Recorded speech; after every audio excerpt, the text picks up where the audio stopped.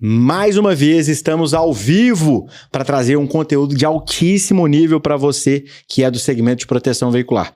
Eu estou muito feliz que você está aqui com a gente. Estou vendo aqui várias pessoas nos comentários que estavam conosco na primeira live e a gente promete mais uma vez trazer para vocês aqui mais um conteúdo, tá? Para poder ajudar vocês a entenderem um pouco mais sobre esse processo de regulamentação das associações de proteção veicular. Então, mais uma vez, estou aqui com o Dr. Renato, disponibilizou um tempo aí na sua agenda para estar aqui conosco, vai trazer um conteúdo incrível, né? Na verdade, a gente parou a análise ali na metade, não deu tempo da gente concluir, né? O pessoal brigou com a gente, que a gente ia levar o conteúdo só lá na Confraria Mútua do Rio, o pessoal, pô, mas eu sou do sei aonde, eu não consigo ir. Então, nós decidimos trazer para vocês aqui a segunda parte desse conteúdo, tá? Depois dessa live, se você nem sabe do que eu tô falando, tem aqui no meu canal do YouTube a primeira live, onde a gente passou um estudo muito detalhado que o Dr. Renato fez sobre o texto que foi aprovado lá na Câmara, né, apontando ali os pontos positivos, os pontos negativos, os pontos que talvez precisam ser melhorados dentro desse projeto de lei, né? Então, obrigado, doutor, mais uma vez por estar aqui conosco. Te agradeço aí a presença, a disponibilidade e já deixo com você, pessoal. Antes de eu passar a palavra pro doutor aqui, é o seguinte: mandem, por gentileza, as perguntas aqui nos comentários, tá? Quais são as dúvidas que vocês têm, o que vocês querem saber, o que precisa ser esclarecido, o que talvez não ficou claro. Nós vamos interagir muito com vocês aqui nos comentários, tá? Então tá com você a palavra aí, doutor.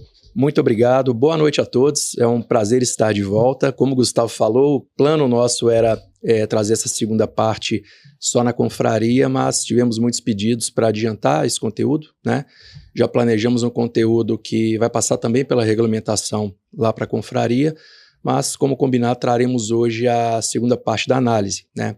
Estou pegando pontos mais específicos que entram aqui a partir do projeto, a partir do rito da SUSEP para os processos, né, Gustavo? Então, quem quiser ver essa parte mais conceitual, né, das nomenclaturas, dos conceitos que são criados, assiste a primeira parte da live que está aqui no canal do Gustavo Gomes, né, Gustavo? Isso aí, exatamente, está disponível. E assim, a gente vai continuar exatamente de onde nós paramos. Tá? Então você precisa, assim que finalizar essa live aqui, não perde agora, porque aqui é o momento de você tirar suas dúvidas ao vivo, né? Nós vamos ler aqui as perguntas, vamos tentar responder todas. Eu nunca vi uma live com tanta pergunta igual aquela última. Eu assustei, é só pergunta. Então assim que finalizar, se você não viu a primeira parte, você vai parar aqui, vai procurar esse vídeo no meu canal e vai assistir para você ter o entendimento completo sobre esse estudo aqui, tá? Deixando bem claro, pessoal, nosso intuito aqui não é como foi dito, né, colocar terror em ninguém, né, falar que a gente é contra ou falar que a gente é a favor a regulamentação, né, não é expor nossa opinião sobre o que a gente acha da regulamentação. A análise que o doutor fez, né, com toda a competência técnica que ele tem, eu acho importante você se apresentar para o pessoal, falar quem você é, né? Apesar de dispensar apresentações, sempre tem um ou outro que às vezes não o conhece ainda, que não me conhece ainda, né? Enfim, o intuito aqui é trazer conhecimento para vocês, então não deixem de mandar suas dúvidas, beleza? Se algo talvez não tenha ficado claro, a gente pode parar aqui e explicar novamente, vamos aproveitar que a gente está ao vivo e vamos interagir muito aqui, tá bom? Então, deixo com você a palavra aí, doutor, se apresenta para o pessoal, para quem talvez ainda não te conhece, né? E vamos começar aí. Vamos lá, pessoal. Meu nome é Renato Assis, sou advogado, especialista em terceiro setor, milito nessa área já há quase 20 anos, né? Uma curiosidade aí para muitos que não sabem, fui diretor de associação de proteção veicular, sabia disso, Gustavo? Antes de advogado, né? O que pagou minha faculdade de Direito foi a proteção veicular, então tenho uma gratidão muito grande. É o maior negócio dentro do meu escritório, atuamos em outras áreas, né? Mas até hoje a maior área dentro do meu escritório e assim, tenho um prazer muito grande de trabalhar com isso. Então, quem não me conhece pode acessar meu site também. E ainda falando sobre a questão da regulamentação, Gustavo, acho bom acrescentar para a turma aqui, você falou bem, lembrou bem, né? Seguindo essa linha da primeira live, é uma análise objetiva, né? Então, eu estou tentando trazer aqui um mínimo de carga de opinião. Então, a questão não é aqui se Renato ou Gustavo é a favor, contra e etc. A questão é apresentar uma interpretação clara, lógica do que está escrito no projeto de lei para que cada um tire as suas próprias conclusões. Eu acho que essa é a análise mais honesta que nós podemos fazer aqui, tá? Então, já começando aqui, novidades, né, da última apresentação para hoje, que nós já temos um número do projeto no Senado, né, ele já foi distribuído no Senado. No Senado ele é o PLP 143 de 2024, já está sob análise da Comissão de Constituição e Justiça. Pode ter um pequeno atraso, né, já que o presidente da Casa decidiu apresentar o projeto às comissões e não levar direto a plenário. E, embora muito se fale, né, que esse projeto ele regulamenta a proteção veicular, existe uma questão de semântica aqui para ser tratada também. Porque, na verdade, esse projeto ele cria uma nova atividade, né, que é a proteção patrimonial mutualista. O projeto traz muito pouco da proteção veicular. Ele não traz aqueles critérios de grupo restrito e tantos outros, né, que a própria SUSEP, em suas críticas, reclamava que inexistia em algumas associações que se apresentavam como de socorro mútuo, né, de proteção veicular. E isso não veio no projeto. Na verdade, vieram muitos requisitos de seguro, embora o próprio projeto diga, né, já traga ali no seu conteúdo, que essa proteção patrimonial mutualista não é uma modalidade de seguro. Então, eu vejo que nasceu uma nova atividade, né? Então, ele regulamenta uma nova atividade, acredito que muitos irão migrar da proteção veicular para essa nova atividade, né? Muitos negócios vão mudar de modelo, mas eu não vejo que seja, assim, de uma forma direta, uma regulamentação da proteção. Perfeito, perfeito. Renato, eu acho interessante você explicar para o pessoal que está nos assistindo ali, que eu estou vendo que muita gente está com essa dúvida de como que funciona a tramitação de um projeto de lei. Porque quando foi aprovado o texto lá na Câmara, já tinha gente falando assim, foi aprovada a regulamentação, mas não foi isso que aconteceu. Se você puder explicar para o pessoal que está lá, que talvez não entende como funciona, né, como são dadas essas etapas? Né? É isso. Qual é o rito da aprovação de um projeto de lei para que as pessoas entendam melhor? Certo, vamos lá. Esse projeto ele começou a tramitar na Câmara em 2018, então ele ficou 6 anos na Câmara, né? Acabou de sair da Câmara no mês passado. E ele depende de ser aprovado primeiro numa das casas legislativas que é a Câmara, né? Alguns projetos começam na Câmara, outros no Senado. Esse começou na Câmara, foi aprovado, né, com algumas emendas e agora ele vai para o Senado. Se ele for aprovado no Senado da forma que ele está, ele vai direto depois para a sanção da Presidência da República. E aí já vira lei, depois de sancionado, né? Ele pode ser vetado pelo presidente também. Agora, se ele sofrer alguma alteração no Senado, ele depende de ter essa alteração votada também na Câmara. Então, nós podemos ter daqui para frente uma tramitação rápida ou uma tramitação lenta, né? Na verdade, ele ficou 6 anos para tramitar na Câmara e chegar no ponto que chegou. Não significa, né? Ninguém espere, na verdade, é muito pouco provável que demore esse tempo todo no Senado também. Mas é uma caixinha de surpresas, né? Trabalhar com política, com o Congresso é uma caixinha de surpresas. Então, ele pode tanto ser aprovado ainda esse ano, a expectativa é da aprovação ainda esse ano, pela votação que aconteceu na Câmara, né, que chegou a 97%, 98% de aprovação, salvo engano, eu acredito que ele passe no Senado também. Mas vamos ter que esperar para ver. Mas o rito é esse, né? Pode ser relativamente rápido, com aprovação no Senado, depende só da sanção da presidência. Perfeito, perfeito. Então está bem esclarecido. Então, o projeto ele é criado na Câmara dos Deputados ou pelo Senado. Esse começou na Câmara dos Deputados, foi votado e aprovado, depois então ele vai para o Senado, Isso. Ele precisa ser votado e aprovado, e depois ele vai para a sanção do presidente da República, Exatamente. Que pode ser vetado ou aprovado. É isso, só volta para outra casa se tiver alteração na segunda casa, aí tem que votar na primeira de novo. Perfeito, ok? Perfeito. Seguindo aqui, pessoal, nosso conteúdo, eu estava entrando já na parte que eu tenho mais receio em relação ao projeto, né, que é a parte do regime sancionador e o rito dos processos da SUSEP. Então, Gustavo, o primeiro artigo que você está aqui é o 118, ele concede à SUSEP a prerrogativa para a instauração de processos administrativos sancionadores, sendo dispensável que seja precedido de inquérito administrativo, nos termos do parágrafo 1º. Basicamente, ele facilita a tramitação do processo e dispensa, né, para o processo sancionador o inquérito administrativo que o preceda, que é o que tinha acontecido, vinha acontecendo até o momento e é a regra. Parágrafo 2º dispensa o sigilo no processo, permitindo que seja divulgado, né? O procedimento para isso vai ser criado depois do CNSP. E o parágrafo 5º obriga os supervisionados, no caso nós, né, as pessoas, a cadastrar os dados próprios e dos procuradores, inclusive eletrônicos, para agilizar citações, intimações e processos. O que eu vejo desse artigo 118 e os seus parágrafos que eu li aqui? São mudanças que são promovidas para dar celeridade aos processos administrativos e às medidas restritivas, né, que a autarquia implementa contra as entidades que ela entende que estão atuando fora das regras. Então, antes nós tínhamos processos lentos, mas que atendiam a todos os direitos de contraditória e ampla defesa, e hoje nós teremos processos mais rápidos nessa questão do cadastramento de dados eletrônicos das partes e procuradores, no caso advogados, né, justamente para ter essa celeridade. Agora, toda essa celeridade pode acabar violando direitos, é o que a gente vê acontecendo até na própria justiça, né, nos processos judiciais.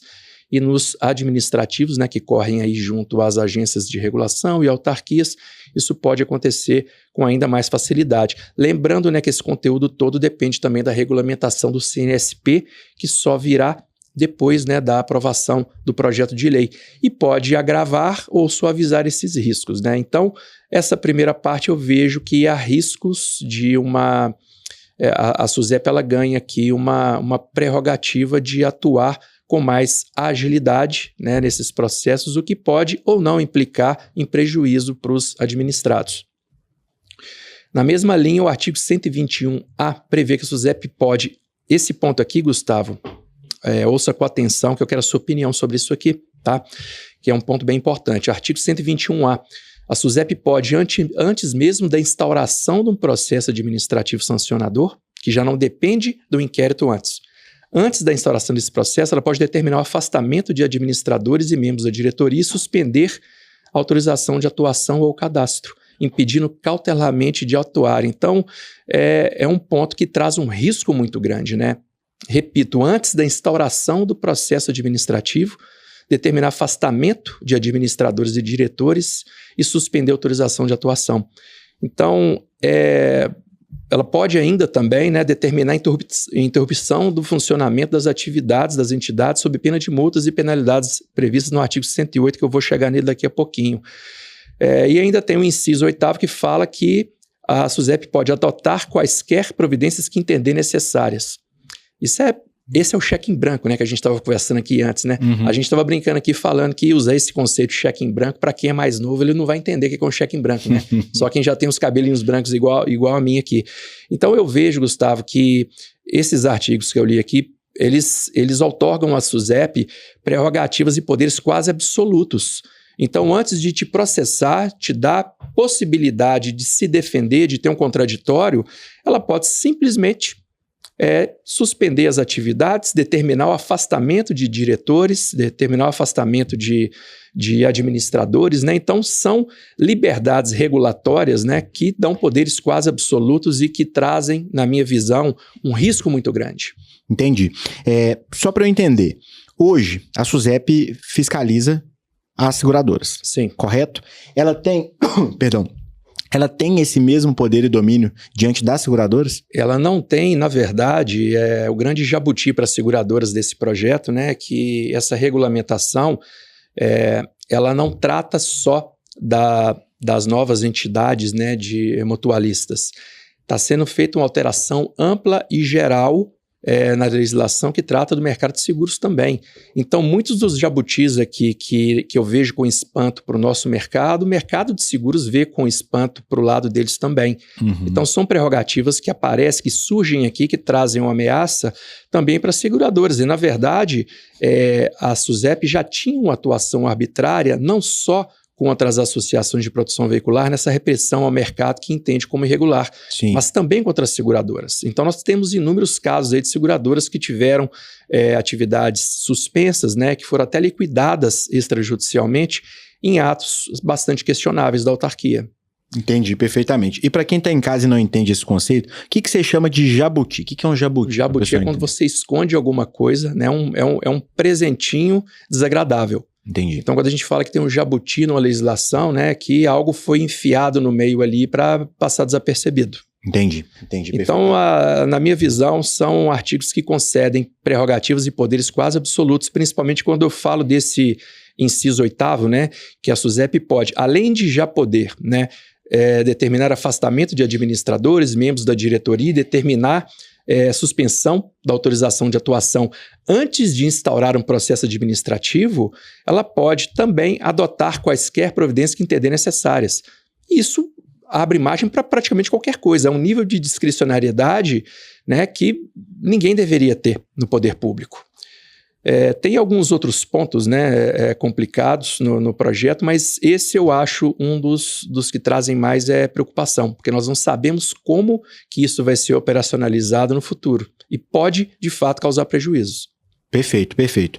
E para o pessoal que está comentando, né, e tivemos muitos comentários assim na primeira live, mas é complicado, eu não concordo. O pessoal tem que entender o seguinte, você não tem que concordar ou deixar de concordar.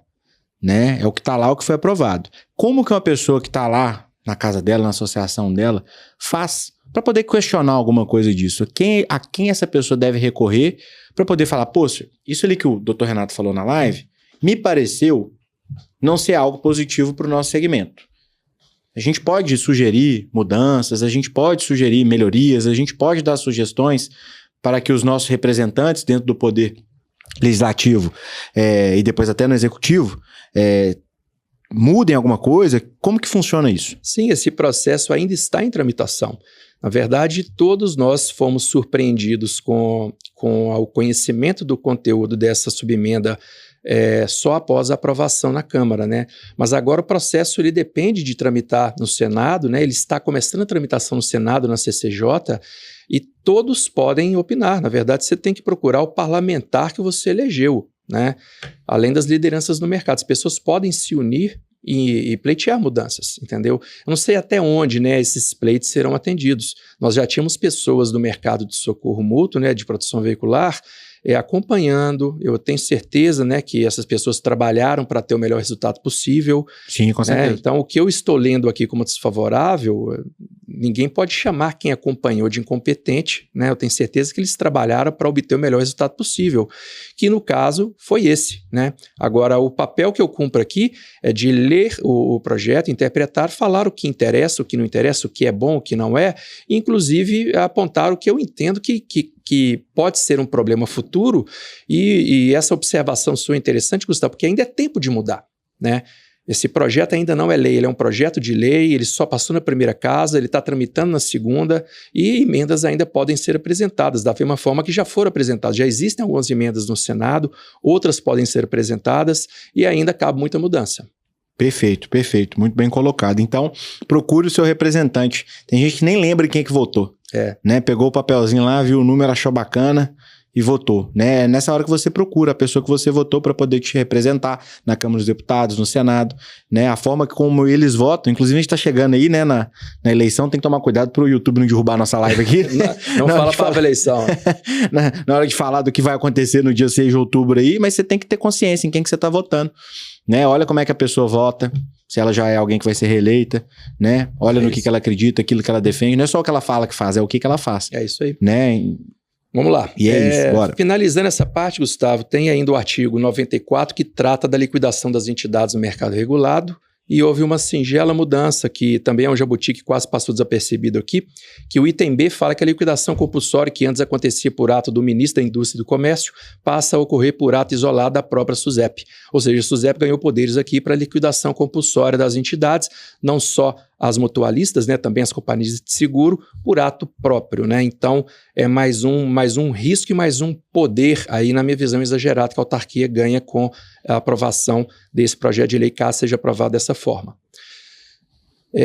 Próximo ponto nosso aqui, Gustavo, penalidades previstas. Nós tivemos mudança também nas penalidades que são previstas aqui para aplicação por parte da SUSEP, né? São as penalidades previstas no artigo 108. Nós temos aqui que em caso de infração às normas do CNSP e da SUSEP, as penalidades a serem aplicadas às pessoas físicas e também jurídicas, né, são as seguintes: advertência, suspensão da atuação, inabilitação de atuação de 2 a 20 anos e multas de até 35 milhões. Segundo o parágrafo 5º, as multas podem ser triplicadas em caso de reincidência, conforme critérios a serem regulamentados pelo CNSP. Então tem ainda, nesse ponto, a regulamentação que virá depois, mas o que nós temos já como fato São essas 4 modalidades de penalidade e a possibilidade de triplicar em caso de reincidência, né? Como que eu vejo isso aqui? O artigo prevê penalidades muito pesadas, né, que podem ser aplicadas somente por conta de embaraços, né, que podem ser causados aí pelos entes que atuam no mercado. Esse termo, né, embaraços, ele é usado em um artigo aqui, mas ele não é descrito. Então, qualquer pessoa que é física ou jurídica, a SUSEP entender que criou embaraços no mercado de seguro, pode ter, no mercado supervisionado, né, não só de seguro, mas também o mercado mutualista, pode ser vítima, né, dessas penalidades aqui, inclusive triplicadas, né, em caso de reincidência. Então, cuidado com os embaraços aí. Eu não sei exatamente o que a SUSEP vai considerar esses embaraços, mas uma inabilitação de atuação por 20 anos, para algumas pessoas, 20 anos é o resto da vida, né? E 35 milhões dá para quebrar muita gente também. Essa multa pode chegar ao absurdo de 105 milhões, né? Ela sendo triplicada. Então, realmente são penalidades bem pesadas, né? O artigo 109 prevê que os diretores das administradoras e também das associações respondem de forma solidária, nesse caso, entendeu? Por prejuízos causados devido ao descumprimento das leis, normas e instruções. Isso também, né, traz uma carga negativa, porque traz as penalidades para o campo pessoal, né, se torna uma coisa incontestável, né, e eu acho que fica mais complicado ainda para os diretores das associações. Eu falei na primeira parte da live que elas são totalmente desidratadas nesse novo modelo de negócio. A maioria das prerrogativas, dos direitos, dos deveres vão para as administradoras e para os grupos, né? As associações, elas se tornam figuras quase decorativas. Agora, os diretores das associações, eles são citados aqui, né? Inclusive com caráter pessoal, em relação à aplicação dessas penalidades. Então, resta muita obrigação e pouco direito para quem está à frente das associações. Perfeito, perfeito. Me tira uma dúvida aqui, Renato. Eu vou voltar um pouco no tempo, porque eu acho que eu tenho uma visão aqui que acho que você vai me ajudar a entender melhor isso, e pode ser a dúvida de algumas pessoas que estão assistindo também. O nosso segmento, ele é um segmento que tem muita gente boa, você sabe disso. Tem muita associação muito séria que cumpre aquilo com que promete, né, que entrega exatamente aquilo que promete para o associado e muito mais. Nós temos associações que, na minha concepção, entregam serviços melhores do que de seguradoras. Tem muitas. Indenizam mais rápido, né? Tem uma tramitação interna ali muito melhor que uma de seguradora, e sem falar na função social que a proteção veicular exerce. A gente sabe disso, nós não estamos aqui para falar desse ponto, e sim sobre a regulamentação. Mas você falou essa questão de que, eu vejo como negativo quando as administradoras podem responder lá perante a SUSEP, pagar uma multa multimilionária, e onde os diretores dessa administradora podem também ter ali seu patrimônio bloqueado e também pagar por isso. Juridicamente, eu entendo um pouco, né, essa questão de que a personalidade jurídica é uma, a personalidade da pessoa física ali é outra, né? Mas você não acha que agindo assim, né, talvez fechando o cerco, se é que a gente pode chamar assim, a gente pode não voltar até aquele cenário que a gente teve lá atrás, de que, a gente sabe que tem muita gente honesta, mas tem gente que não é. O cara teve uma associação, colocou um monte de placa pra dentro, trocou o CNPJ, trocou o nome, só migrou os boletos para a base nova, foi boletando todo mundo, foi fazendo uma associação, outra. A gente sabe que tem muitos casos assim no Brasil, né? Associações de todos os tamanhos. A gente sabe que quem faz isso, na maioria das vezes, fez com más intenções. Você não acha que talvez a pessoa, sabendo que ela pode ser penalizada nesse nível, não pode fazer com que o nosso segmento... eu penso muito igual aos Estados Unidos, né? Lá nos Estados Unidos ninguém pisa no quintal de ninguém, porque o cara pode ter um fuzil desse tamanho e te metralhar se você pisar lá, né? E ele não vai pagar por isso, porque você que invadiu a casa dele. Você não acha que dá um pouco desse sentimento? Não? Qual que é a sua visão sobre isso? Eu concordo com a sua visão, eu só acho que faltou uma pitada de sal na sua opinião, que eu vou colocar agora, tá? Eu concordo totalmente com essa visão, eu acho que moraliza de fato, entendeu? Mas a minha crítica é diretores das associações do novo modelo assumirem uma responsabilidade pessoal por uma gestão que não é deles, entendeu? Então, de fato, vai trazer uma moralidade maior as pessoas estarem com o CPF à frente junto com o CNPJ. Isso eu não tenho dúvidas. Tanto que nos mercados, não só os supervisionados, mas em qualquer outro mercado, a vida do empresário, né? Eu converso muito com as pessoas, inclusive eu escrevi um artigo hoje, finalizei um artigo hoje sobre isso, acredito que já está até publicado no meu site, no blog do site, quem quiser pode dar uma olhadinha lá, falando sobre a regulamentação. E eu faço uma analogia sobre isso mesmo, sabe, Gustavo? Falando que eu acredito que esse projeto tem algo muito bom nele, porque ele materializa o anseio de muitas pessoas desse mercado, que querem ser empresários. Agora, não vai ter mais a figura do meio empresário. A pessoa quer ser empresária, a pessoa quer ficar milionária, quer andar de helicóptero vermelho de bolinha amarela e poder falar assim, é meu, né? Ela vai poder fazer isso, só que ela tem que colocar o CPF. E para mim o problema é a pessoa que quer tudo isso, mas não quer colocar o CPF. Aí você não é empresário, querido. Aí você está brincando de empresário, com dinheiro alheio, né? Então, tem esse lado sim. Mas o que me preocupa é uma autarquia que tem um histórico de agir de forma arbitrária, né? Rasgar leis para agir de forma repressiva em relação ao mercado, conduzir processos administrativos ao arrepio da lei e aos direitos das pessoas. Quem milita com ações da SUSEP e principalmente processos administrativos sabe o quão absurda é a condução dos processos por parte da SUSEP. E eu acho, sim, assustador a autarquia passar a ter essas prerrogativas que tem, porque ela não age conforme a lei. Então, esse é o meu ponto, né? Dar poderes desse tamanho para uma autarquia que age de forma contrária à lei para conseguir reprimir o mercado, que é lícito, que é legal, né? Agora, de fato, né, trazer essa carga de responsabilidade para as pessoas de colocar o CPF na frente vai ser positivo. A minha crítica, na verdade, é responsabilizar pessoas que não vão estar à frente da operação, porque nessa nova operação eu não vejo problema nenhum em ter essa responsabilidade, até pessoal, de quem estiver à frente das administradoras. Como funciona nas outras empresas. Exatamente. Agora, colocar o cara da associação, que é uma figura decorativa, inclusive o próximo artigo que eu vou ler aqui, ele fala sobre responsabilidades criminais, né? Crime contra a economia popular, em caso de insolvência. A gente está falando de uma operação agora regulada, que tem resseguro, que tem reserva técnica, etc., né? Mas que também tem o rateio. Depende do rateio mutualista que vai ser feito pela administradora. Como que se isso tudo falhar, o administrador e até mesmo o diretor de associação vai ser processado por crime contra a economia popular?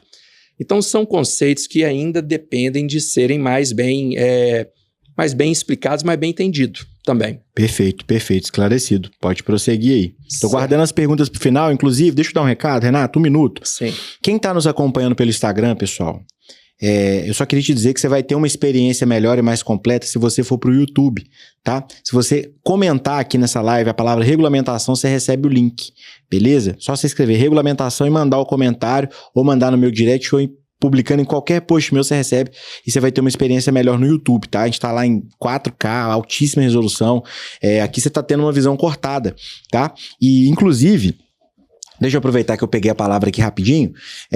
Nós vamos fazer no dia 17 de outubro, pessoal. 17 agora, tá? No Rio de Janeiro, a 4ª edição da Confraria Mútua. Produção, joga pra mim a tela cheia aqui, por favor. Quem tá no YouTube. Nós vamos fazer a 4ª edição da Confraria Mútua. Beleza? Põe na câmera principal. Aí, ó. Essa edição, nós vamos reunir ali diretores e presidentes, dessa vez na cidade do Rio de Janeiro, para poder passar estratégias, coisas que nós fizemos que deram certo, né? Então, estamos reunindo mais uma vez os principais players do mercado para poder compartilhar com vocês conhecimento e também network, para vocês estejam lá, né? Essa é a Confraria Mútua. Então, você que é do Rio de Janeiro e região e quer participar desse evento, e você é diretor ou presidente de associação, assim que acabar a live, você pode me chamar no Instagram, tá? Se você tá no YouTube e não tem meu Instagram, é @GomesGustavo, me chama lá, que eu vou te explicar como é que funciona para você participar. É um evento só para convidados, tá bom? E ele é exclusivo para diretores e presidentes de associação. E lá nós vamos falar também um pouco sobre a regulamentação. Vamos aprofundar mais nesse tema. E se você é de fora do Rio e quiser participar, não tem problema. Tem gente vindo do Brasil inteiro, tá? Para poder participar. A gente pegou ali um excelente local, tá? Uma estrutura de primeiríssima linha para poder receber vocês na 4ª edição. A 3ª foi um sucesso, né, doutor? É isso aí. Você esteve lá com a gente. Então, quem tiver interesse em participar, me manda mensagem lá que eu explico detalhadamente sobre como funciona, e agradecer também a todos os nossos patrocinadores e parceiros aí, tá? Então, vamos continuar aí. Vamos lá, pessoal. O artigo 110, ele dispõe que em caso de insolvência, tem se constituído crime contra a economia popular por parte dos responsáveis, que envolve também os diretores da associação.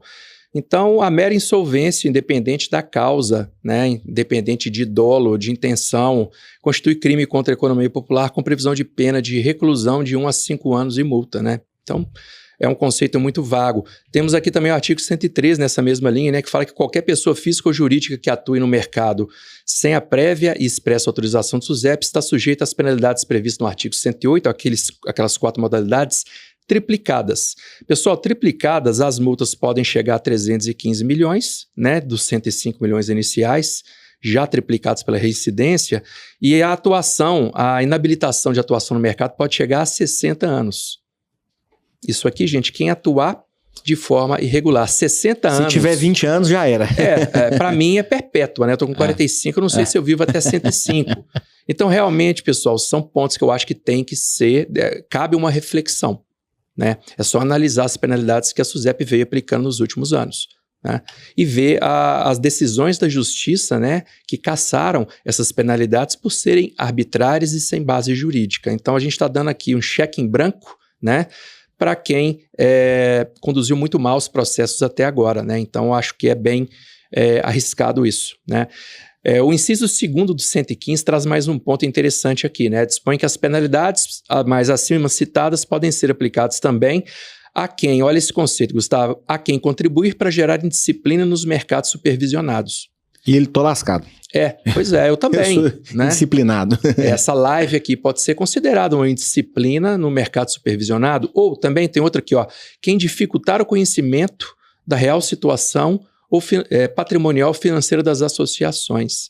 Então, quem não atender ao poder de polícia da SUSEP, de dar a informação que quiser, quando quiser, a hora que quiser, pode ter aplicado todas essas penalidades que envolvem as multas que pode chegar a 315 milhões e 60 anos de gancho sem atuar no mercado. Então, quando eu digo, né, que o projeto concede poderes quase absolutos, né, para a SUSEP, é isso que eu estou falando, né? Isso aqui, gente, é uma interpretação clara do que está escrito no projeto, né? Então, realmente, eu acredito que essa discricionariedade punitiva que está sendo dada para a SUSEP, ela é inédita no Brasil para qualquer autarquia ou agência reguladora. Nem a Polícia Federal tem esses poderes aqui, né? Realmente é algo que eu acho que tem que ser repensado.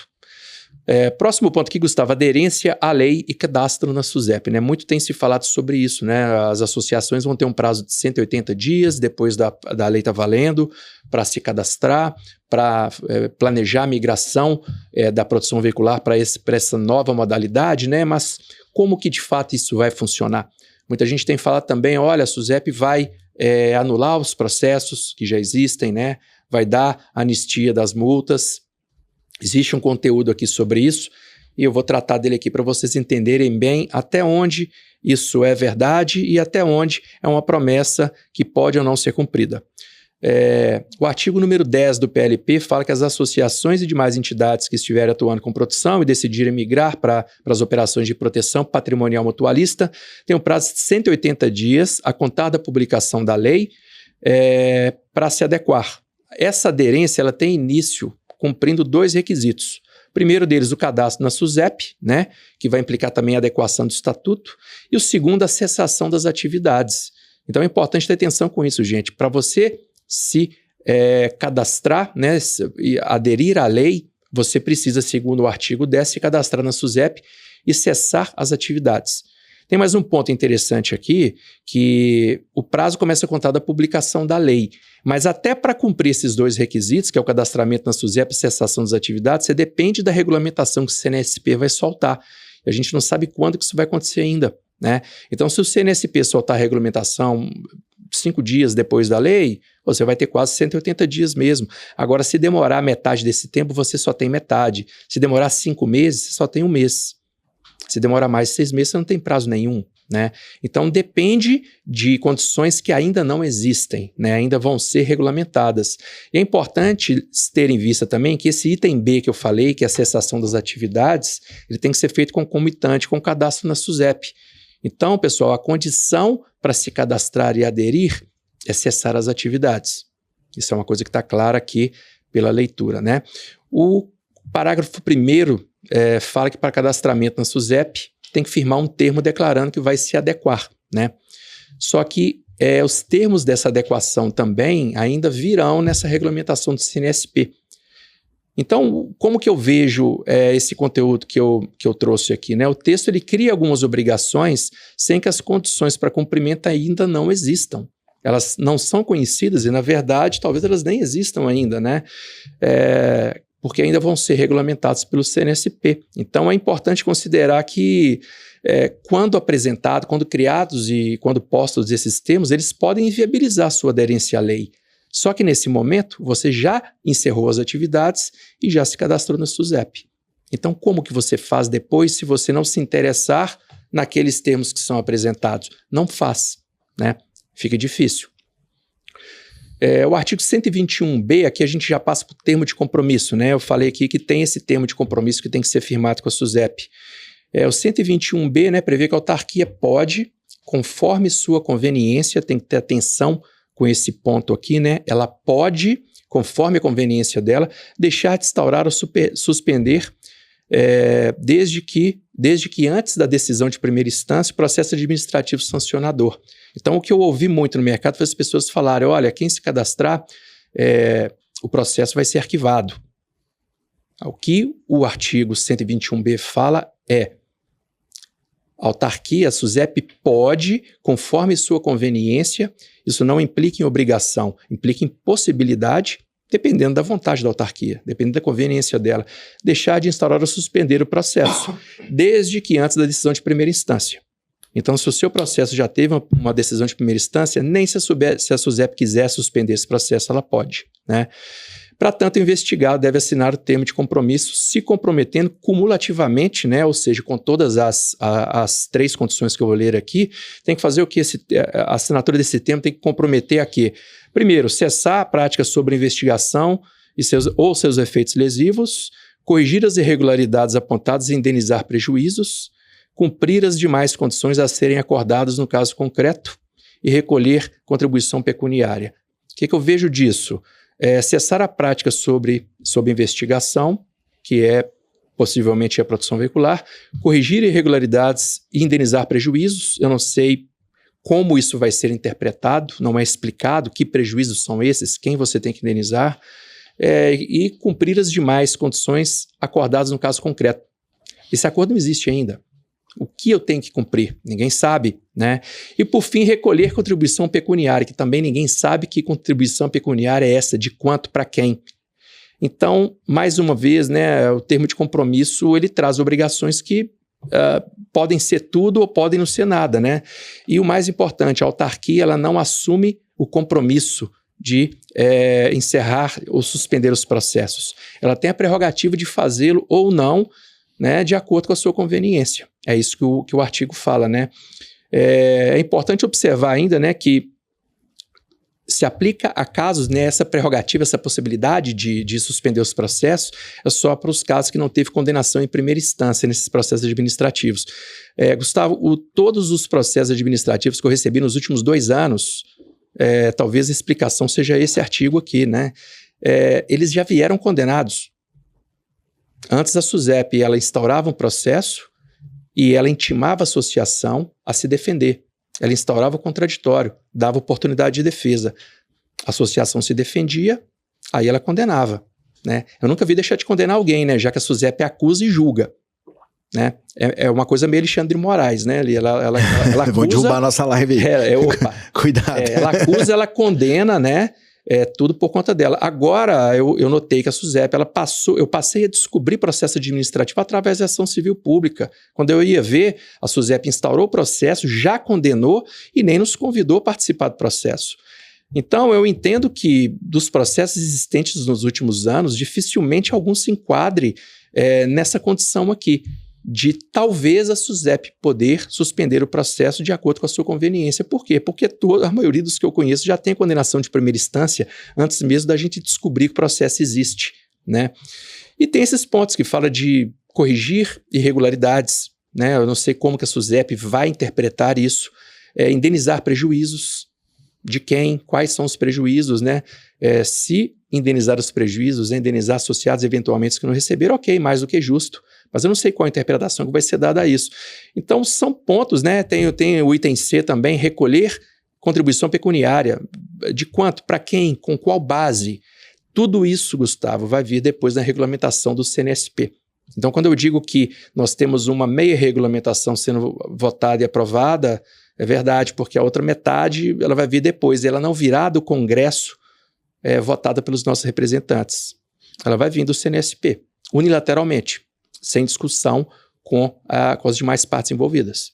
Perfeito, Eu, assim, tenho acompanhado esse processo da regulamentação, né? Conheço muitas pessoas que estão envolvidas dentro desse processo, né? Junto à Câmara, articulou lá junto com os deputados, a elaboração, inclusão e remoção de alguns artigos dentro desse texto.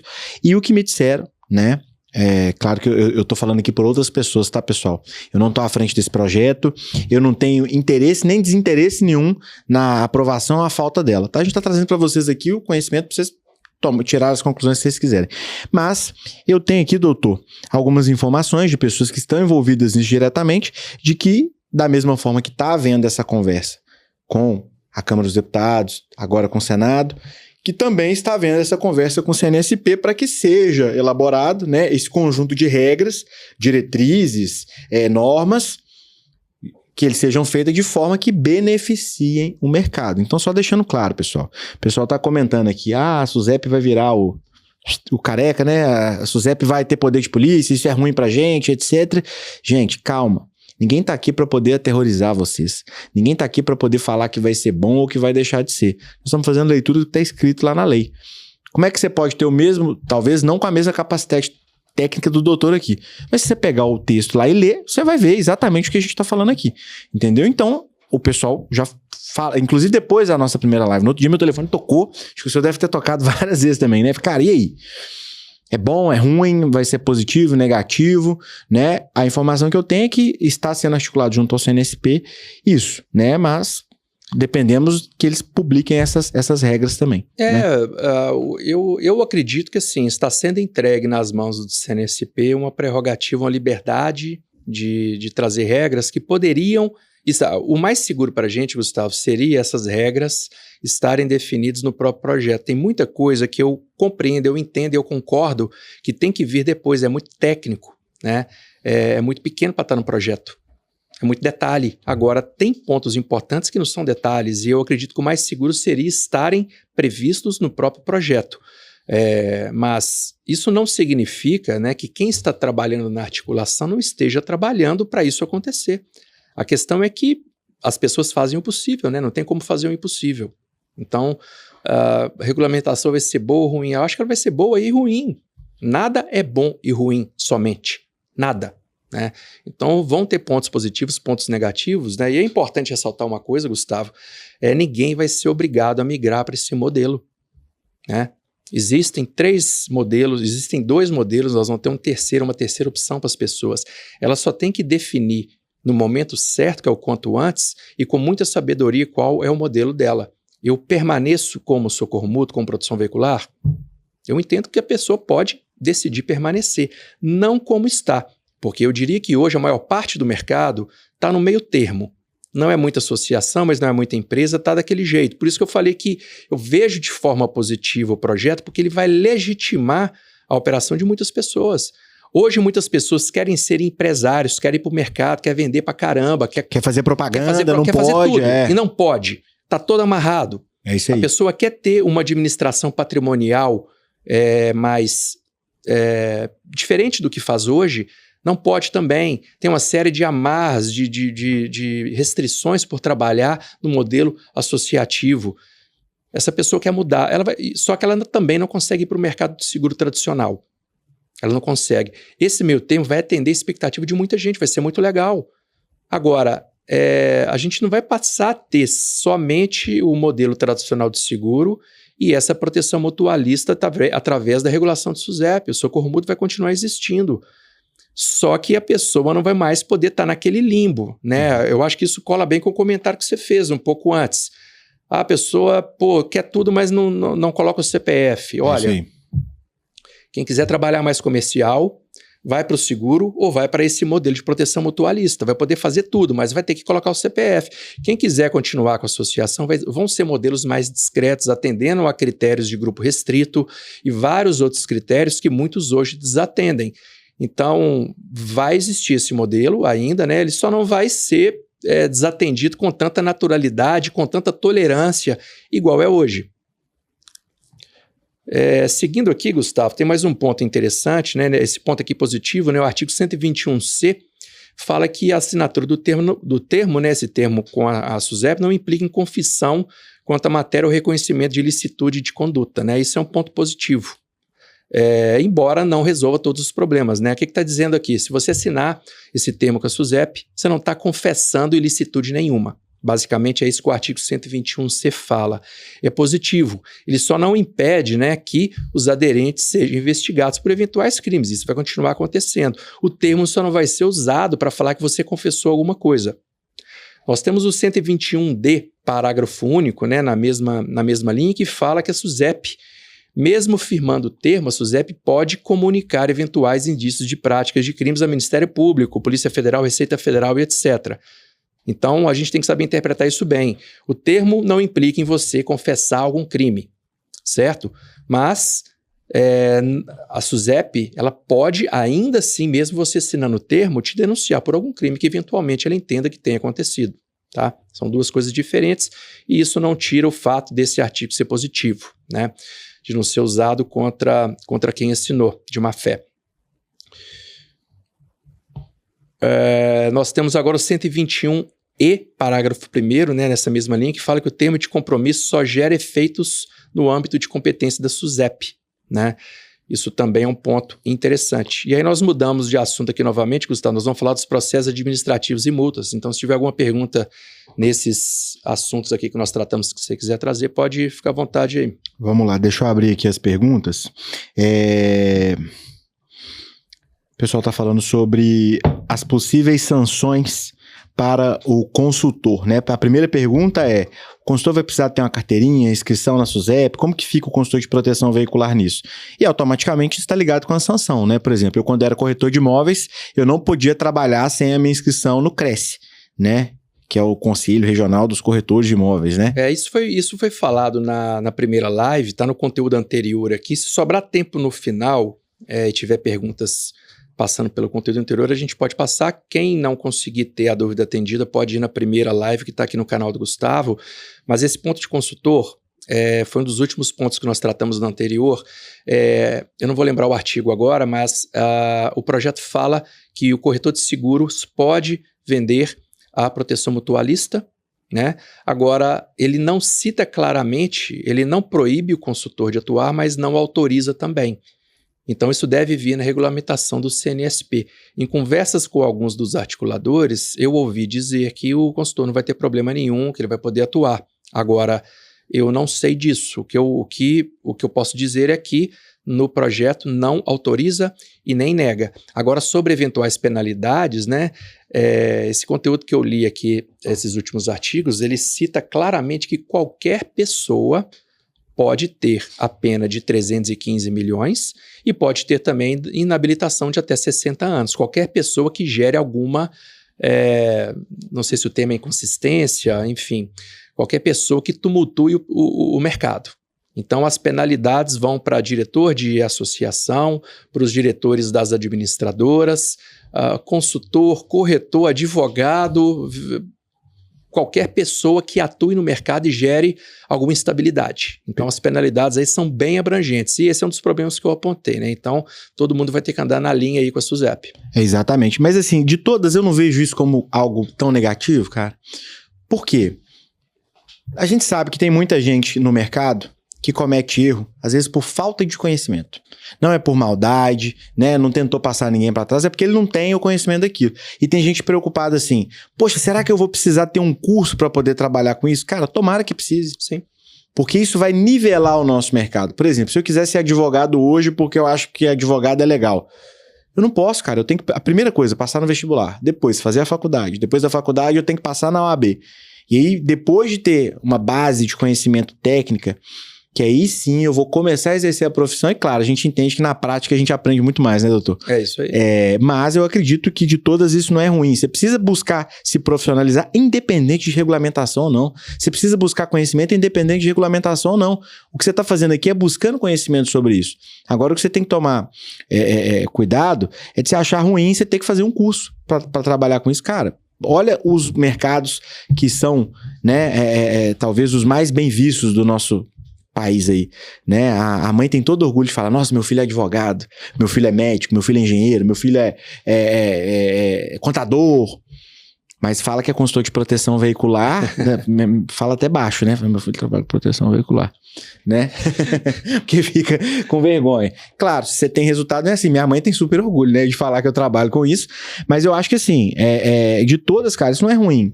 Porque vai inibir aquele cara. Eu vou entrar aqui, sou um aventureiro, eu vou vender 10 adesões, vou pôr o dinheiro no bolso e vou sumir, né? Mas agora a gente tem que entender melhor quais são esses processos, ele deixando claro, isso ainda não está definido, viu, pessoal? Então calma, tá muita ansiedade, já tem gente falando assim, já vou procurar outra coisa pra fazer, velho, calma, que isso? Não é assim, tá? Tem muita água pra correr debaixo dessa ponte ainda. Tem sim, tá? E eu acredito que era inevitável o mercado passar por essa mudança. Sim, não sim. tinha como, era inevitável. Eu acredito que o melhor para a turma é não sofrer por antecedência, né? Acredito que o mercado vai crescer, vai expandir, nós temos uma nova modalidade, eu acredito que essa modalidade, até pelos custos, né? Eu vou entrar daqui a pouquinho na parte dos custos, eu acredito que dificilmente ela vai atingir a maior fatia do mercado de produção veicular e vai continuar tendo mercado para todo mundo, né? E concordo com você. Eu acredito que será exigida alguma qualificação. Não vai ser nada complicado. Né? Exatamente. Não é uma faculdade, né? Você vê que até o curso de corretor é algo perfeitamente alcançável. Sim, né? sim. E acredito que vai ser positivo, sim. Sim, com certeza. Vamos partir para o próximo aí? Vamos lá, pessoal. Processos administrativos e multas. Isso é mais uma coisa que gerou muita dúvida. As pessoas falaram, olha, depois que aderir, depois que vier a regulamentação, eu vou ficar livre da multa que a SUSEP aplicou, que o doutor está recorrendo. Se eu for multado, não preciso se preocupar mais. E isso também, pessoal, não é tão simples, né? Parágrafo 2º do artigo 10 do PLP fala que sendo realizado o cadastramento na SUSEP para adequação, os processos administrativos sancionadores já existentes ficarão suspensos por até 3 anos, né? Falando aqui do processo administrativo. Então, fez o cadastramento na SUSEP.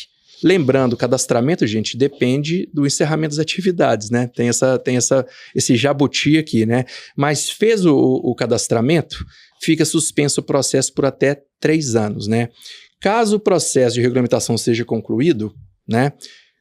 Que nós não sabemos ainda todo o procedimento, porque o CNSP ainda não soltou a regulamentação, os processos vão ser arquivados sem julgamento do mérito, né? Agora, caso não seja concluído, eles serão retomados, né? Essas determinações todas vão ser esclarecidas depois na regulamentação do CNSP. Então, gente, eu vejo que esse artigo ele visa atrair as associações para o cadastro, né? Falando que os processos administrativos vão ser arquivados, né? Contudo, é preciso ter atenção àquelas letrinhas pequenas no final do contrato, né? Porque o cadastramento implica que haja também a cessação das atividades, né?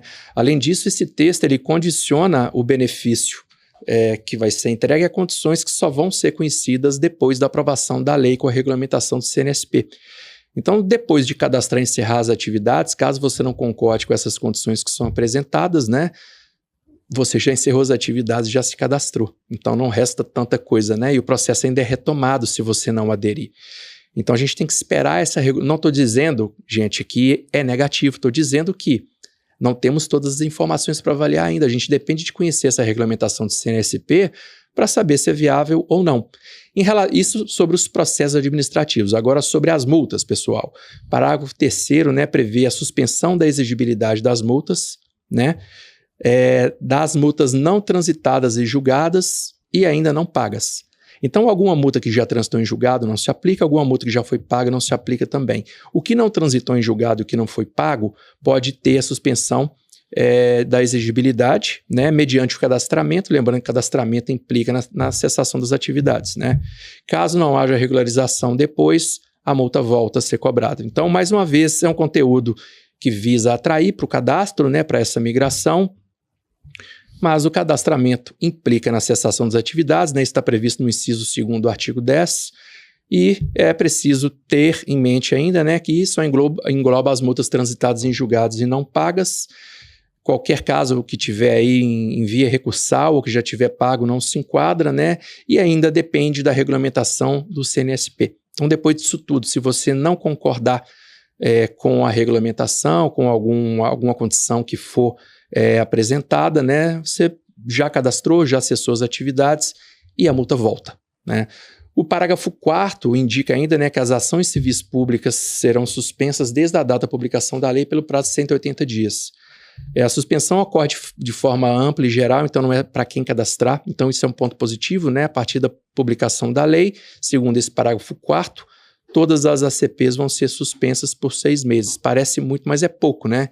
Mas isso, sem dúvidas, né, é um ponto positivo. Agora, para efetiva extinção das ações, depende de fazer o cadastramento e se regulamentar nos termos da SUSEP, né? Senão as ações voltam a correr normalmente. Então, também quem cadastrar, não concordar com os termos e recuar, a ação volta a correr, lembrando, né, que o cadastramento implica na cessação das atividades. Perfeito. Você pode dar um exemplo para o pessoal que talvez está na dúvida sobre essa questão da suspensão dessa ação civil pública? Um exemplo, que você souber, talvez não, né? Sem citar nome de associação nem nada, de como isso aconteceria na prática, né? Teve um caso que uma associação fez isso, entendeu? Para o pessoal entender um pouco mais o que seria essa possível suspensão. Sim, vamos lá. Então, o processo está correndo, vamos supor que foi ajuizada a ação civil pública da SUSEP contra uma associação e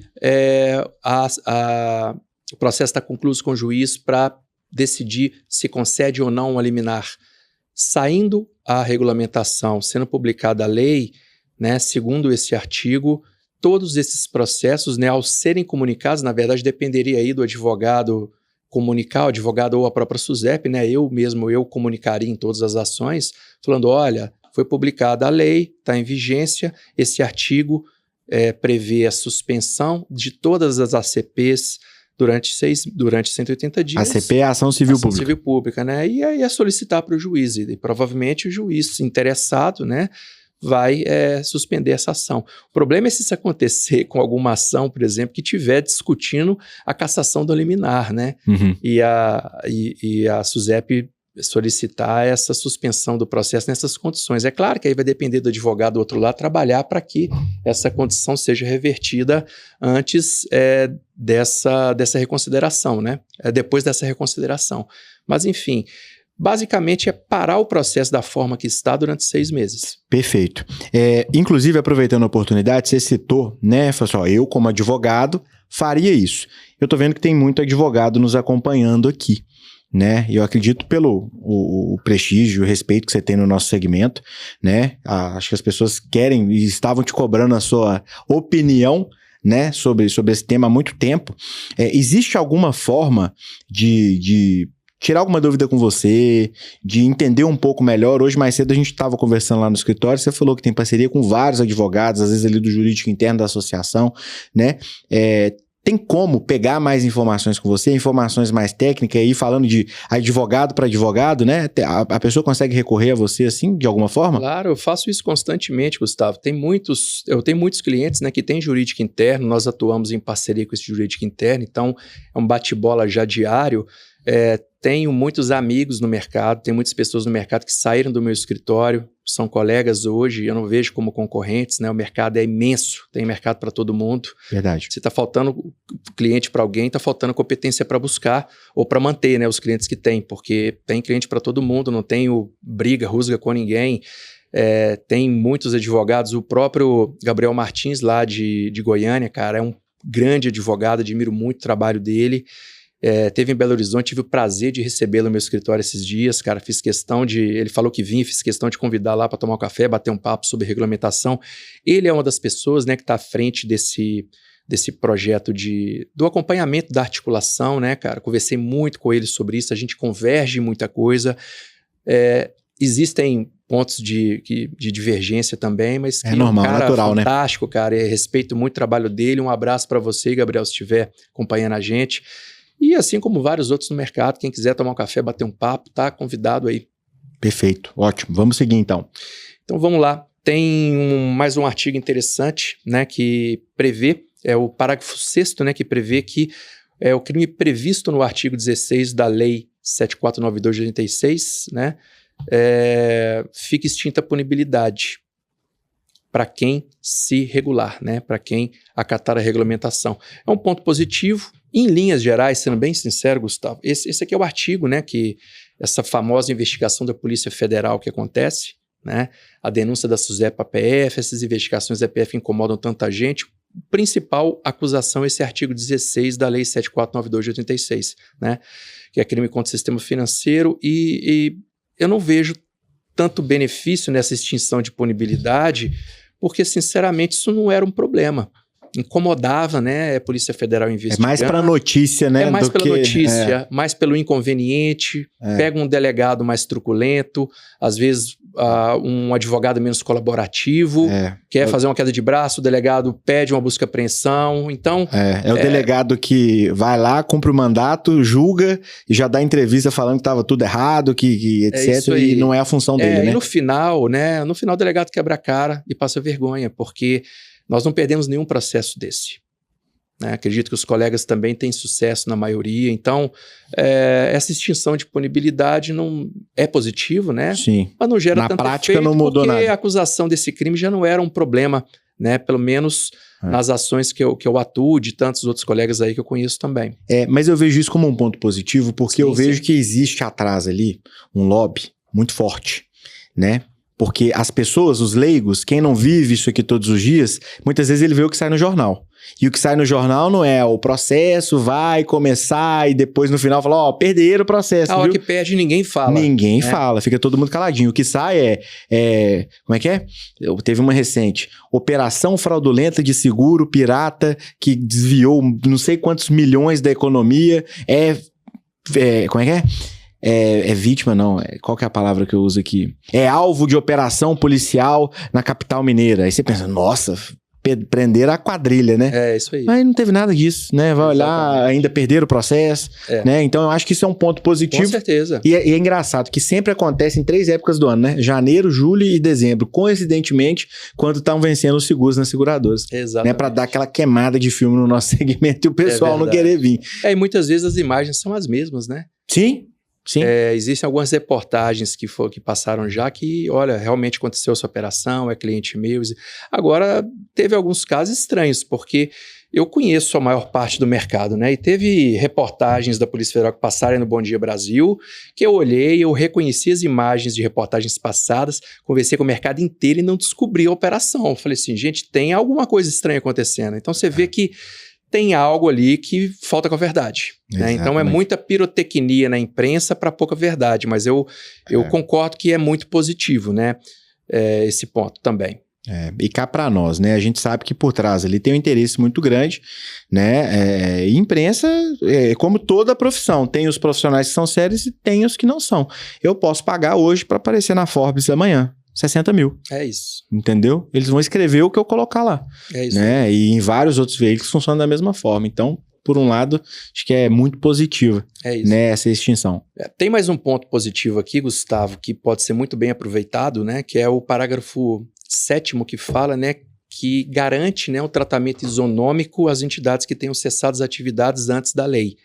Então, isso aqui pode ser usado estrategicamente, né? Como? Explica isso melhor, para quem não entendeu esse termo técnico. Sim, ela fala... E eu sou um deles. O que fala aqui, né? Essa questão de encerramento de processos administrativos, essa questão de considerar, né, a extinção de punibilidade de crime, né? Não exigência de multas aplicadas. Aqui fala que esse tratamento vai ser... ele vai ser concedido também de forma isonômica, não só para as associações que estariam encerrando as atividades por conta para adequação, né, ao projeto de lei, mas também para outras que encerraram as atividades anteriormente por conta de ações civis públicas, multas da SUSEP, investigações, etc. Então, também é um artigo que depende de regulamentação de CNSP, a gente vai ter que entender como que isso que enquadra, mas eu vejo com bons olhos e vejo que pode ser muito bem aproveitado, porque, por exemplo, vamos falar da prática aqui, uma associação que encerrou as atividades ano passado por conta de uma ação civil pública e ainda tem uma multa que foi aplicada, mas que cumpre aquelas condições do artigo que eu li anteriormente, ainda não transitou em julgado, ainda não foi paga, etc., ela pode ser beneficiada, né? Embora já tenha encerrado as atividades. Então é um ponto positivo, que obviamente não vai se aplicar em todos os casos, né? Mas eu já tenho planos para esse artigo aqui, né? Caso ele passe. Perfeito, perfeito. Vamos seguir aí então. O que mais que nós temos aí? Bom, vamos lá. O parágrafo 8º, né? O último aqui, fala que as entidades que se cadastrarem na SUSEP e no final não concordarem com os termos da regulamentação podem encerrar suas atividades 180 dias a contar da publicação da lei, sem prejuízo desses benefícios que eu citei. Mas, na verdade, né, por cadastramento já tem o encerramento das atividades. Então, no final, não traz um efeito prático, né? Só garante esses direitos que são previstos aqui, né, que eu acabei de citar, caso se aplique ao caso concreto, né? Então, se cadastrou, já implica no encerramento das atividades como proteção veicular. Perfeito.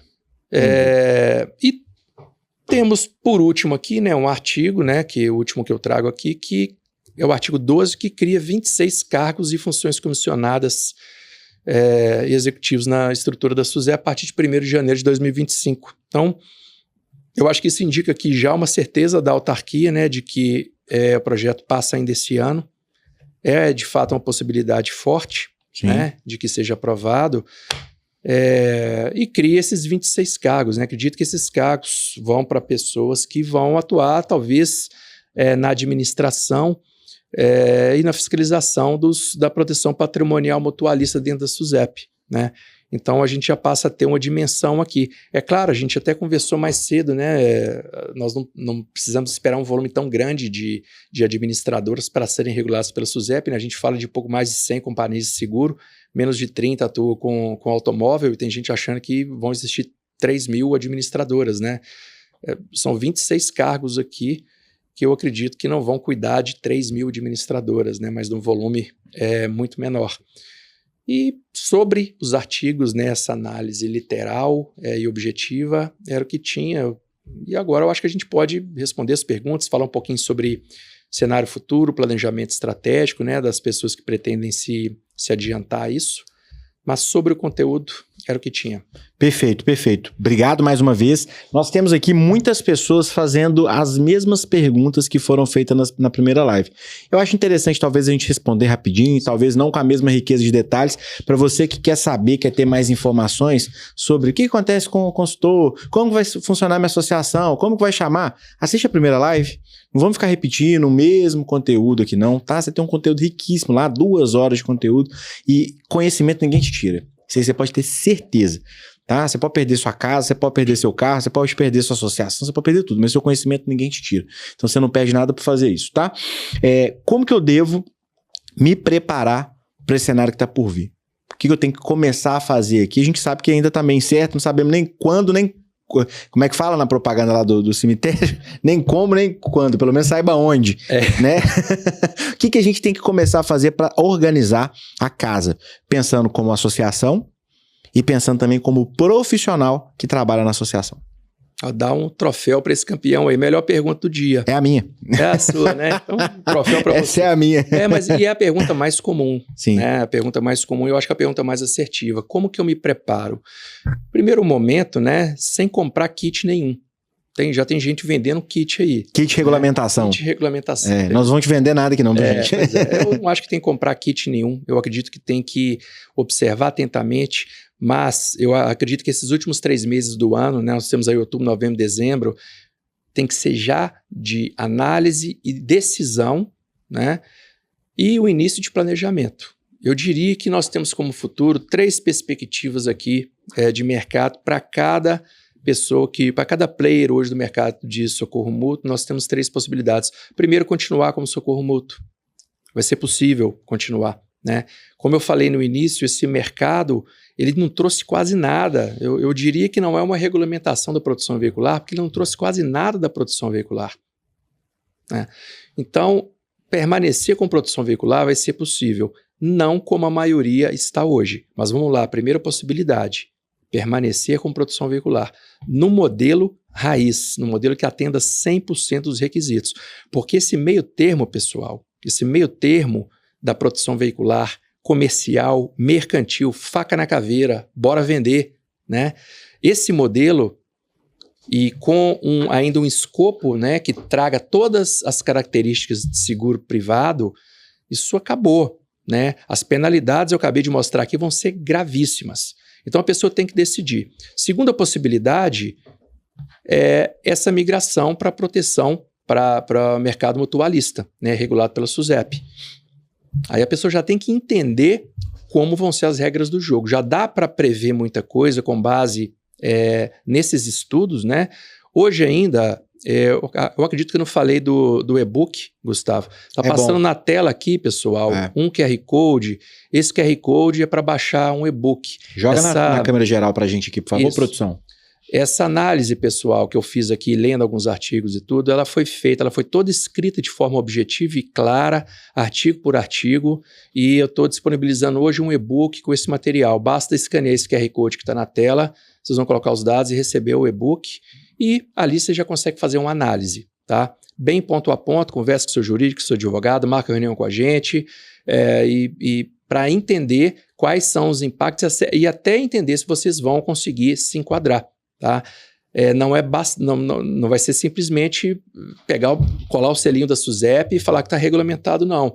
Tem muitas questões para serem analisadas. Não são todos que vão conseguir se enquadrar e não vão ser todos que vão querer se enquadrar também nesse modelo.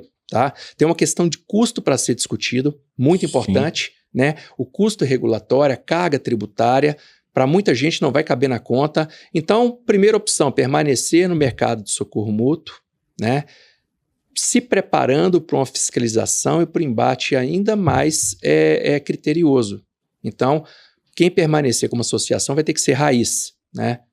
Quem quiser ser empresário, vai para o modelo mutualista. Vai ser empresário, né? Já tem que entender esses talvez 60% da regulamentação que já está posto, embora ainda não aprovado pelo Senado e sancionado pelo presidente, não vai fugir muito daquilo ali. Então já tem que entender essas regras e falar assim, eu me interesso, eu me enquadro, eu consigo me enquadrar, eu consigo constituir tudo isso? Então é entender isso, né? E esperar os outros 40% talvez que vão vir através da regulamentação de CNSP. Mas algumas pessoas já podem olhar para isso e falar assim, olha, não serve para mim. E tem o terceiro modelo, que é o modelo do seguro privado, né? Nós tivemos aí a abertura da terceira rodada do Sandbox, né? A terceira edição, e muitos podem se enquadrar como seguro tradicional também, através de modelos disruptivos, né? Tem também o critério da sustentabilidade nessa terceira edição do Sandbox. Então, a terceira opção. Eu acredito que as pessoas já têm que estudar isso, já têm que analisar. Aquele profissional que entender que, olha, eu posso continuar vendendo proteção veicular, mas eu quero também a proteção mutualista regulada e também o seguro. Não tem problema nenhum, né? Principalmente quem é corretor, que pode atuar aí em todas as esferas. Então, eu acredito que analisar agora o cenário, ver todas essas possibilidades, estudar a fundo, conversar com quem entende e começar a tomar a decisão e se estruturar. Porque esse prazo de 6 meses, gente, 6 meses, 180 dias, parece muito, mas é muito pouco, né? Verdade. E principalmente para se adequar em um modelo regulado. Para quem está pensando aí no seguro através da Sandbox ou no modelo da proteção mutualista regulado pela SUSEP. Então, até quem pensa em permanecer com proteção veicular, vai ter muito trabalho para se adequar e ser uma associação raiz praticando socorro mútuo em sua essência. Essa vai ser a única condição, não vai ter mais meio termo. Perfeito, perfeito, muito esclarecido. Então tá aí na tela para você, tá? Só você escanear aquele QR Code ali, você consegue ter acesso a esse e-book. Produção, pode soltar aí o loop do vídeo pra gente, depois nós vamos colocar ele todo ali na tela, para quem talvez está tendo dificuldade, né, de printar ali, escanear depois. Você pode tirar um print se você estiver assistindo pelo telefone, YouTube, tira um print da tela e depois você coloca, né? Inclusive tá aí já na tela toda. Tira um print aí e depois você escaneia lá, você vai ser direcionado para uma página, você deixa seus dados e o time do Dr. Renato aí do escritório lá manda para você esse e-book, tá? Deixa eu dar mais uma vez o recado para quem chegou agora, dia 17 de outubro, nós faremos a 4ª edição da Confraria Mútua, dessa vez na cidade do Rio de Janeiro. Um evento para diretores e presidentes, para poder levar para vocês conteúdo e conhecimento. Não só sobre a parte jurídica, não só sobre regulamentação, mas nós vamos falar de vendas, nós vamos falar de gestão de eventos, nós vamos falar de empreendedorismo, gestão comercial, gestão de pessoas. Quanta gente tem dificuldade de fazer gestão de pessoas, né, doutor? Quantas pessoas têm essa dificuldade? Então, nós vamos reunir ali pessoas com muito resultado para poder compartilhar com vocês esse conhecimento, tá? Ô Gustavo, tem um ponto importante aqui, você falou da confraria, eu me recordei. Pessoal, tem algumas medidas imediatas, né? O Gustavo trouxe essa dúvida aqui do o que fazer agora, como se preparar, né? Eu acredito que o pior caminho é ficar parado, esperar. Eu tenho conversado com algumas pessoas que falam, não, estou esperando a regulamentação. Deixar para a última hora. Eu pergunto, você leu o projeto? Não, eu tô esperando o quê? Você não está fazendo nada, né? Está esperando a vida acontecer. Depois você pode não ter tempo, né? Tem 5 medidas aqui que eu sugiro para quem já quer fazer algo e se preparar, para quem já quer sair da inércia, né? Ótimo. E, inclusive, né, a apresentação que eu vou fazer na FenaProv, estou fazendo propaganda já da FenaProv. FenaProv também tá aí, viu, gente? Aqui em Belo Horizonte a próxima. Está chegando também, né? A apresentação que eu vou fazer lá na Confraria, no Rio de Janeiro, no dia 17, eu vou adentrar um pouco mais nisso aqui, que são esses 5 pontos aqui, um pouco mais já mão na massa, né, para quem quer fazer. Primeiro deles, são 5 pontos para quem quer já se preparar, pensando, independente do modelo que vai ser adotado, né, porque vão ter mudanças em todos os modelos, né, como eu disse aqui, até mesmo no modelo de proteção veicular, nós teremos mudanças por ano que vem, né, para quem quer continuar. Primeiro deles, gente, é preparação da estrutura jurídica, né, então ajustar a estrutura jurídica atual para os requisitos mínimos legais que podem ser exigidos futuramente para o modelo que você pensa em adotar, né, independente aí da mudança ou da permanência como socorro mútuo. Segundo, viabilidade financeira operacional, né? Então, você tem que avaliar a viabilidade financeira e operacional da possível migração do modelo atual para o que você quer mudar. Então, o que eu preciso de estrutura financeira operacional para militar no mercado de seguros, ainda que dentro do sandbox, né? Tem muita gente que acha que o sandbox é aquela caixinha de areia de brincar, aquela coisa. As regras são muitas, tá, gente? Tem gente, inclusive, saindo do modelo de sandbox agora para ter mais liberdade, né? No modelo de S4 tradicional. Então, não é tão simples, né? É um modelo que é um modelo de entrada, né? Mas que tem bastante regra, é um mercado regulado. Então, você tem que avaliar a viabilidade financeira e operacional desses modelos. Nós vamos falar bastante sobre isso lá na confraria. Terceiro ponto, elaboração de um plano de adequação. Então, você tem que planejar quais são as mudanças. Primeiro, você tem que saber que mudanças podem ser necessárias para um modelo ou outro, quais requisitos eu posso ter que atender nesses modelos alternativos e antecipar esses potenciais obstáculos, né? Isso tudo você tem que fazer. Quarto ponto, fortalecimento da governança interna. Eu acho que esse aqui é um dos maiores desafios, né? Inclusive, passa muito por essa gestão de pessoas que o Gustavo falou. Então, implementar práticas de compliance, né? Controle financeiro para garantir conformidade e transparência que serão exigidos em 2025 em todos os mercados, né? Mas principalmente para as 2 opções de mercado regulado que a gente está falando aqui. E por último, gente, não menos importante, um processo de due diligence, né, bem minucioso dos diretores, né? Esse due diligence é uma investigação, a conformidade de tudo. Então, o que vai ser exigido de mim, diretor, no modelo regulado, tanto pelas operações mutualistas quanto dentro de uma operação securitária na SUSEP, né? O que eu tenho que fazer? Pô, eu tenho um recurso financeiro, basta ter o recurso? Basta ter 3 milhões na conta? Não basta ter o dinheiro.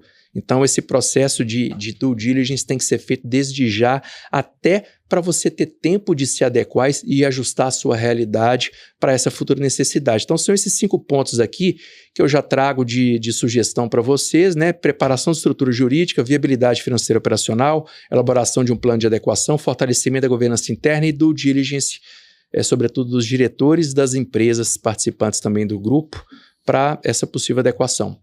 Perfeito, perfeito. Estou pensando num negócio aqui, doutor, até porque eu sei que você tem um compromisso familiar aí daqui a pouco. O que você acha de você abrir lá no seu Instagram? Você vai deixar pro pessoal aqui seu Instagram. Qual que é o Instagram dele lá, Karen? Isso, renatoassis.associados. Abre uma caixinha de perguntas. E aí, pessoal, é o seguinte, estou dando aqui um recado para vocês. tá? Você que é consultor, diretor, presidente de associação que está com dúvida. Tem gente com dúvida sobre como é que vai ser o futuro do consultor, como é que vai ser o futuro da associação. Tem gente com dúvida até de termo técnico. O que é isso? O que é due diligence? O que é isso? O que é aquilo outro? Abre uma caixinha de perguntas se você puder e disponibiliza um tempinho para essa audiência linda, maravilhosa, que está com a gente aqui desde as 8 horas da noite, para poder tirar essas dúvidas da galera e também disponibilizar, claro, os seus contatos aí, os seus serviços, que eu sei que é muito bom, né? Essa história é muito respeitado, né? Um dos maiores escritórios de advocacia do Brasil. Inclusive, obrigado mais uma vez por ter disponibilizado um tempo de estar aqui com a gente, compartilhando tanta informação e conhecimento com muita gente que às vezes nem é cliente lá do escritório. Tem muito cliente seu aqui, tô vendo, mandando abraço, doutor Renato e tal. Mas eu acho que é importante, eu vou também abrir no meu Instagram a caixinha de perguntas para poder esclarecer também do ponto de vista comercial e de marketing, tá? Não vou entrar na parte jurídica, até porque, gente, eu entendo que é cada um no seu quadrado. Eu não me arrisco a dizer qual que é meu ponto de vista jurídico sobre a regulamentação, eu não sei. E você tem que aprender a fazer as perguntas certas para as pessoas certas. A pessoa vai perguntar, o que você acha da cláusula tal? Eu não tenho que achar nada. Eu prefiro recorrer ao senhor, que é o advogado e o especialista que vai conseguir, dentro da sua competência técnica, responder essa pergunta baseada no seu conhecimento. Podemos fazer assim? Claro, combinado. Perfeito. Tem mais algum comentário? Produção, estamos esquecendo de algum detalhe aqui. Como é que tá aí? Alguma dúvida? Pessoal, mandem as dúvidas aqui. E todas as perguntas que foram enviadas, todas não, né? Praticamente todas as perguntas que foram enviadas aqui foram respondidas na primeira live. Então eu te convido para assistir a primeira live, tem um conteúdo riquíssimo lá, né? O Gil participou com a gente lá da Inova, um dos articuladores aí desse projeto de lei, né? Inclusive abraço para ele, para todo o time da Inova aí, né? E para todos que estão envolvidos aí nesse projeto de regulamentação, que eu acredito que vai sim mudar muito o nosso segmento, mas eu vejo muita coisa positiva nesse mercado, né? Vai tirar muita trava nossa de poder aparecer e etc, né? E que, enfim, eu acredito que no final, para quem se planeja e se organiza, né? Muita gente vai surfar uma onda boa aí, né? E é isso, doutor. Obrigado mais uma vez. Quer concluir aí alguma coisa? Eu que agradeço pelo convite, estou sempre à disposição para outras oportunidades. Queria agradecer a todos que acompanharam, mandaram perguntas, comentários. Já estamos abrindo a caixinha de perguntas. Pode ficar à vontade, manda perguntas, críticas. Não, críticas não, tá? Só perguntas. Tô brincando. Crítica manda lá no e-mail. Pode mandar perguntas, críticas, elogios, comentários. Vou fazer o possível para responder todo mundo, tá? Aos colegas advogados, estou totalmente às ordens aí para sentar, bater um papo, discutir ideias também. Vai ser um grande prazer falar com todos vocês e, no mais, deixar essa mensagem, né, para vocês. Eu acho também que a regulamentação era inevitável, gera muita ansiedade, né, porque é o ganha-pão de muita gente. Sim. Mas eu não tenho dúvidas de que vai ser positivo, né, para quem é do bem, para quem está atento, para quem está se antecipando aí aos problemas, tomando as medidas que tem que tomar. E eu vejo como surgimento de mais um modelo, então eu vejo como multiplicação, né, e não uma subtração de modelos de negócio no mercado. Vai ser muito legal e estou à disposição de todos para qualquer necessidade. Muito obrigado, pessoal. Perfeito. Inclusive, fizeram uma pergunta aqui interessante, perguntar para a produção aqui do Renato. Depois de quanto tempo que libera o e-book para o pessoal? Acredito que amanhã cedo. Amanhã? Beleza. Então tá. Então amanhã provavelmente já vai estar disponível para vocês que se cadastraram aí no QR Code, tá? Então, mais uma vez eu queria agradecer a presença de todos vocês aqui, viu? Eu vou deixar essa live disponível aqui no nosso canal do YouTube, tá? Compartilhe esse vídeo com o diretor de sua associação, o seu jurídico, o seu advogado, peça também a opinião dele ali, né? O Renato se colocou à disposição aqui para poder dar maiores esclarecimentos. A caixinha de perguntas já está aberta lá no Instagram dele, João, está aberta no nosso aí também, né? Lá no meu Instagram também a caixinha de perguntas já está disponível, tá bom? Muito obrigado mais uma vez, viu? Vejo vocês na próxima. Tamo junto.